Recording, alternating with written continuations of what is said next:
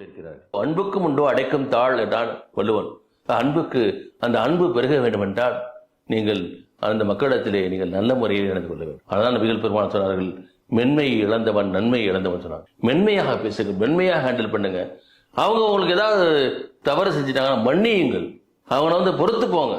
நீங்க பழிக்கு பழி வாங்காதீங்க.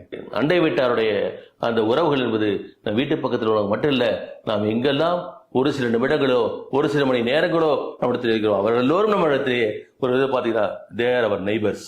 அதற்கான காரணங்கள் நிறைய பேர் இருக்கிறாங்க. ஆபீஸ்ல போவாங்க, அவங்க உண்டு வேணுமா, ஆபீஸ்ல மொத்தம் யார்ட்டையும் பழக மாட்டாங்க, யார்ட்டையும் பேச மாட்டாங்க. 10 வருஷமா ஒரே ரூட்ல ட்ரெயின்ல பஸ்ல போயிட்டு வருவாங்க. அப்படி ட்ரெயின் ஃப்ரெண்ட்னா யாரையுமே இருக்க மாட்டாங்க. அவங்க வாழ்க்கை பாருங்க, அவங்க வாழ்க்கையிலேயும் சந்தோஷம் இருக்காது, மகிழ்ச்சி இருக்காது, அடுத்தவங்களுக்கு இந்த உதவி இருக்காது. சுயநலமைகளாக வாழ்ந்துட்டு இருப்பாங்க. ஒரு மனிதன் எப்பொழுதும் சுயநலமையாக மாறிவிடக்கூடாது. அதனால்தான் இஸ்லாம் என்ன வழித்தது, இறைவனுக்கு செய்ய வேண்டிய கடமைகள் இருப்பதை போல இறைவனுடைய படைப்புகளுக்கு செய்ய வேண்டிய கடமை இருக்கிறது.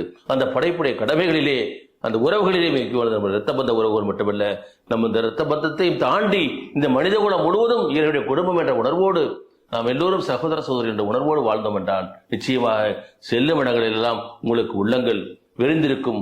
அந்த உள்ளங்கள் உங்களை ஏற்றுக்கொள்ளும். அந்த உள்ளங்கள் ஒவ்வொருவரையும் நீங்கள் என்ன செய்யும், உங்களுடைய நண்பர்களாக, உங்களுடைய மாமனாக, மச்சானாக, அண்ணனாக, தம்பியாக, சகோதரனாக, சகோதரியாக உங்களை அரவணைத்துக் கொள்ளும். நீங்கள் செல்லும் இடங்கள் எல்லாம் அந்த உலகம் முழுவதுமே அப்படிப்பட்ட நீங்கள் நல்ல காட்சியை நீங்கள் பார்ப்பீர்கள்.